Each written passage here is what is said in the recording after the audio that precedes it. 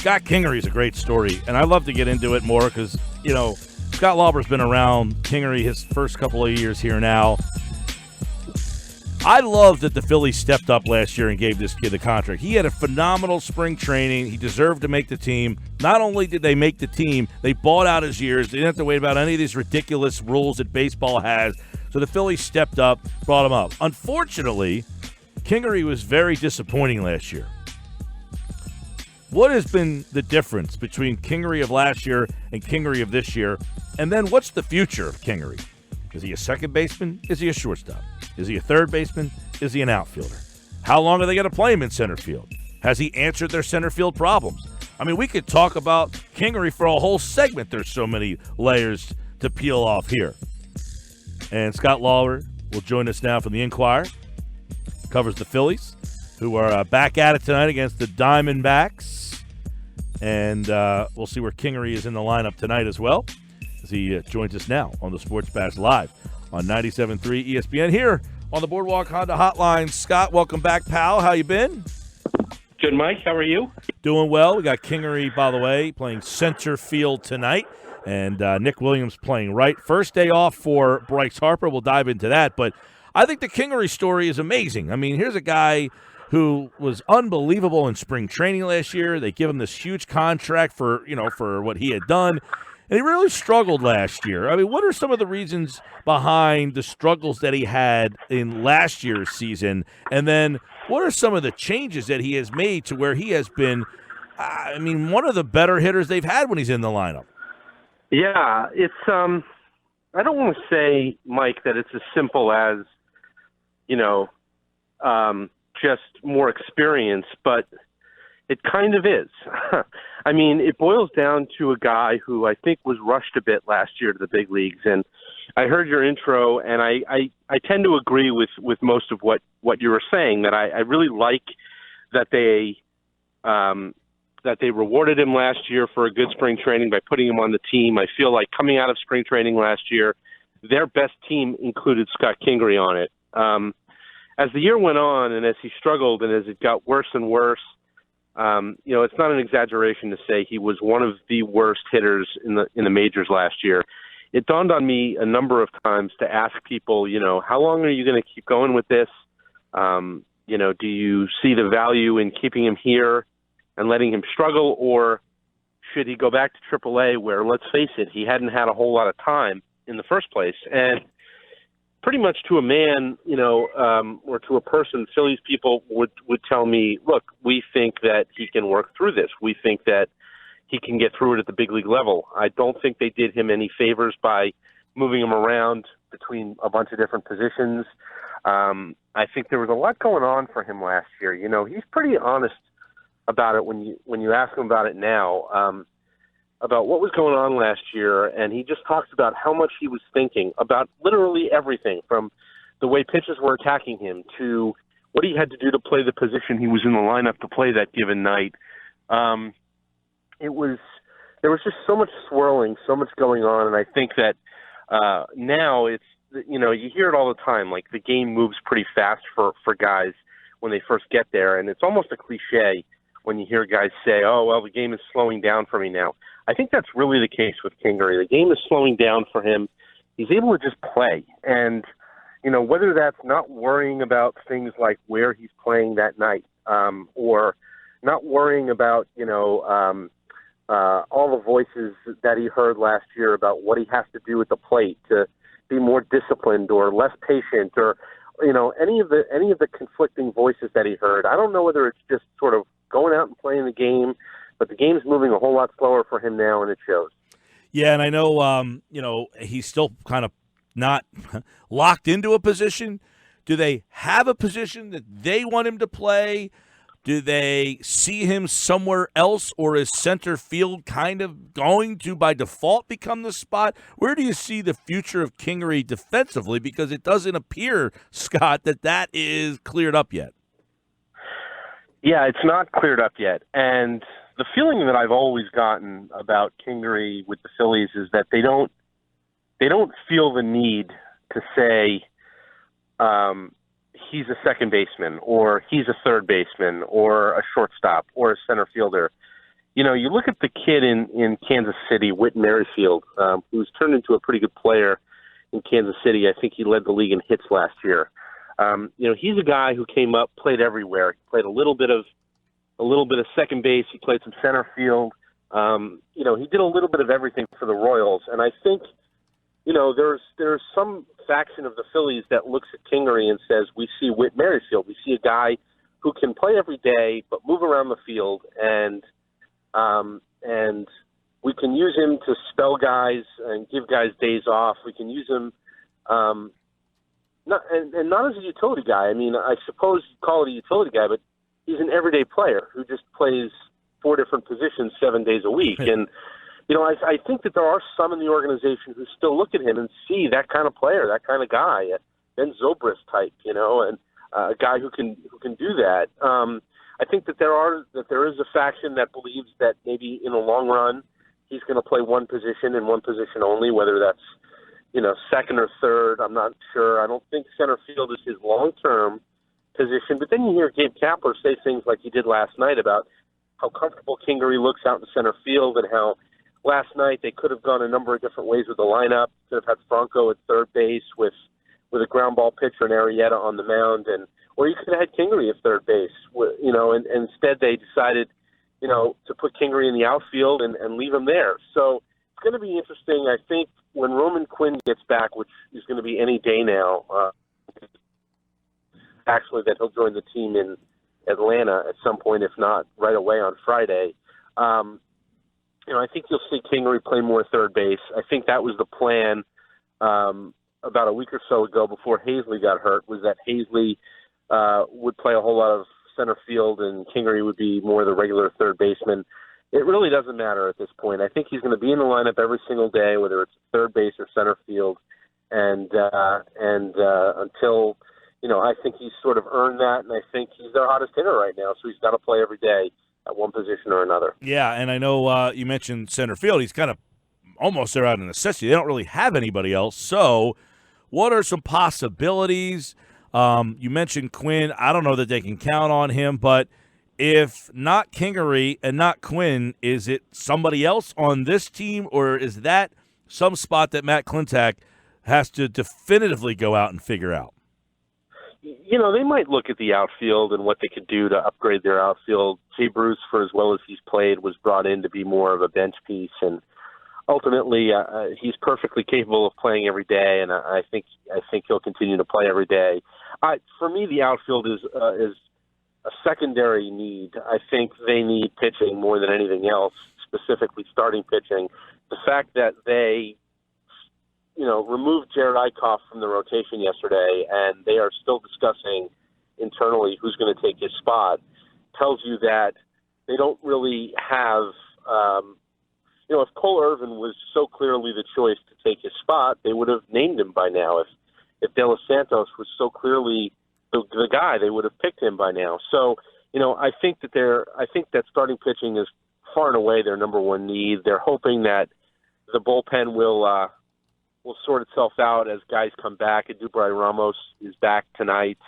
I think Neshek and Morgan are close. Tommy Hunter behind them and David Robertson behind them at some point in July. So, they think the cavalry is coming to help the bullpen.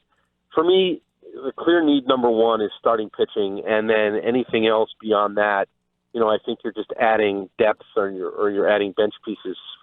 You asked about center field. I think ultimately what they would love is if Roman Quinn and Adam Hazley share center field, with Hazley batting from the left side against right-handed pitching, and Quinn, who's now going to bat exclusively right-handed, to play against left-handed pitching. I think that they would love to see that develop if they can keep them both healthy in center field, which would allow for Kingery to play third base most of the time, and then you feel like you've got a lineup that feels a little bit more settled than it does right now. But, of course, you got to keep Quinn healthy. You got to get Hazley back, and until those two things happen, it's going to be difficult to sort of look at center field as a Quinn Hazley thing and say that they can go run with it. Yeah, and I guess what's the future, if any, for Maikel Franco? I mean, he got off to a great start, but it almost seems like, they don't want him to see the field at all at this point anymore.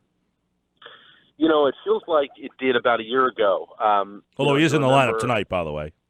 Right, and I think they're going to give him chances, to get hot. This is a year ago. I mean, a year ago at this time, I clearly remember they had a series in Chicago at Wrigley Field, and Gabe Kapler met with Franco before one of the games and said, "You're on the bench, and J.P. Crawford's going to be our third baseman." And then Crawford got hit in the hand, broke his hand, and Franco got back in the lineup and kind of got on a bit of a tear there for about 6 weeks or so. And, so he's done it before where he's been benched and he's had an opportunity and he's gotten hot and created another chance for himself. But, I wrote this a few weeks ago. You do wonder when, all the chances for Maikel Franco are gonna be, he's gonna run out of chances. And, I think he's dangerously close to having that happen. I think that they'd love, a week or so ago, as I said, I mean, they wanted Hazley to play every day pretty much in center field and put Kingery at third and Franco on the bench, and that was what they were going to do. And then Hazley got hurt, and it opened up a possibility for Franco to play a little bit more on nights like tonight. So, they're not going to forget about him. I think like I said, they've seen too often that he can get hot and be sort of the hitter that they've always dreamed of him being. But he's never done that consistently and over a long term. So I think it's kind of difficult to look at Maikel Franco and say he's a piece of their future because I think he's running out of chances. No doubt. Scott Lauber is with us here at Scott Lauber on Twitter from the Inquirer, covers the Phillies. There's so many questions around this team. Cesar Hernandez, I'd like to get your take now that you've seen the lineup without McCutchen for about a week or two, and they moved Hernandez and they bumped Bryce up, who's not in the lineup tonight. But number one, did you like the configuration that Gabe went with right after McCutchen with Hernandez at the top and Bryce number 2 and Segura number 3? And number 2, does he keep it that way? Because Hernandez, as you tweeted out earlier today, he's really struggling in that role.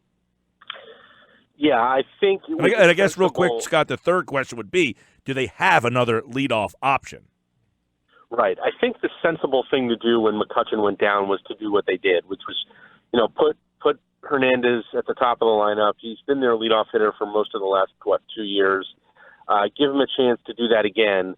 So it made sense right away. Now, he's done very little in the week plus that he's been in the leadoff spot, and as someone pointed out to me today on Twitter after I tweeted those numbers about him, that the slump goes back beyond that. So it's been more like 2 or 3 weeks since he's really hit, and so now you wonder how long do they go with it. And when I watch Kingery hit the way he's been hitting, I can't help thinking, wouldn't you like to get him an extra at-bat per game by moving him up in the order?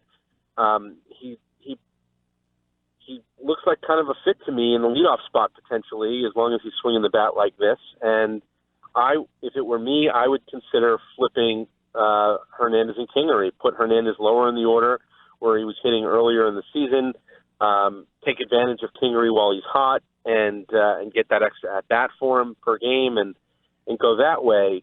Gabe Kapler was asked about it last night. He said it's something he's considering, but he's also looking at how well Kingery's swinging the bat and thinking, why would you mess with a good thing? And it kind of reminds me of the way he looked at Franco early in the season when he was batting in the 8-hole and really hitting well. And we were asking, would you move him up? And why would I move him up? I mean, he's hitting well in the 8-hole. So I guess I sort of understand that too. I just, I want my hottest hitters getting as many at-bats as they can get. And for me, it's got to be Kingery at the top of the order. So that's how I would do it, at least for now. But I don't know that they have a definitive answer as to who's your leadoff guy. I think it could be a matter of who's the hottest guy at the time, and right now it's Kingery, and that's what I would do. I'd go Kingery. I don't think it matters much to Harper whether he hits second or third. So if you want to go Kingery, Harper, Segura to break up right and left, then do that. If you want to go back to Harper in the 3-hole, then do that. I just think Kingery's got to be at the top of the order right now. Yeah, Scott, and look, their Phillies are in first place, but the Braves have made some moves. They won 5 in a row. The two teams will play coming up, but they've won 8 out of 10.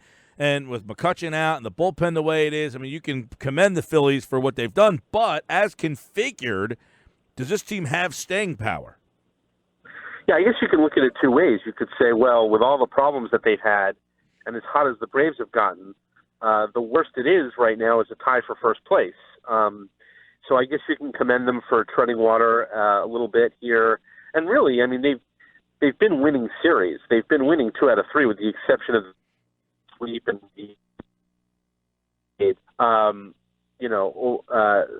so they've, for the most part, they've still been winning series, but it kind of feels like there's some treading water going on. And when you're banged up as they are, I think that's kind of what you do. So I guess you could say, like, look, at least they still have a share of first place. I think it's going to be a good series over the weekend. I feel like they're catching the Braves maybe at a good spot in their rotation. I mean, Dallas Keuchel won't be there yet. They're going to miss Mike Soroka. They're going to miss Julio Teheran, who've been their 2 best pitchers. So it feels like they're going to get kind of the back end of the Braves rotation. Maybe that's a good break. But I'm really interested to see the Braves. We haven't seen them since that first series of the season at Citizens Bank Park. They're obviously playing very well, as you said. They're scoring a ton of runs. And, it just kind of feels like another one of those series where you really like to take a look at this team and kind of see where you stand and coming out of that series, say, how do you feel about yourselves? I think it's going to be a good series. I mean, look, they play them twice in Atlanta in the next, 3 weeks. So it's going to be a good opportunity to see the Braves. 26 consecutive games, I think, now against the division. So you get back into division play.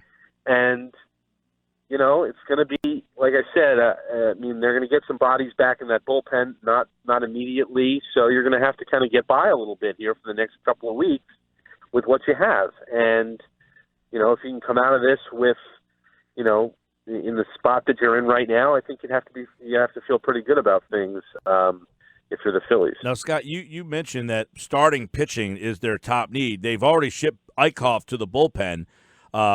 What's the remedy in that spot in the short term?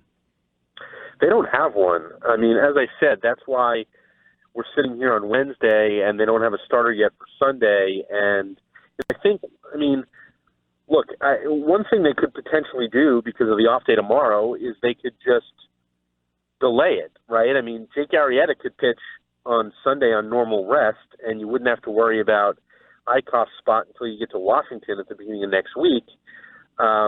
So that's potentially one way to go. I think Tuesday would be the latest they could go without naming a 5th starter. But the fact that they haven't done it yet, the fact that they won't just come out and say it's going to be Cole Irvin or it's going to be Enyel De Los Santos or we're going to move Vince Velasquez back from the bullpen or we're going to go with an opener, it means that everything's on the table and they're considering everything. And so, if you're in that position and it's still about 6 weeks before the trade deadline, I'm sure they're looking to upgrade the rotation. I've had so many emails and tweets to me about, like, what are they waiting for? Just make a trade. Well, it's June 14th, 13th. The trade deadline's not till July 31st. A lot of teams out there don't know yet if they're buying or selling.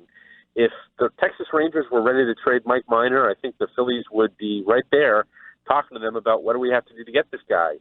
But the Rangers are in the wild card hunt in the American League, and they don't know yet what they're going to do. So, the Phillies might have to get, like I said, with the bullpen, get by with what they have for a little while, at least until teams are more willing to seriously talk about trades as it gets closer to July 31st.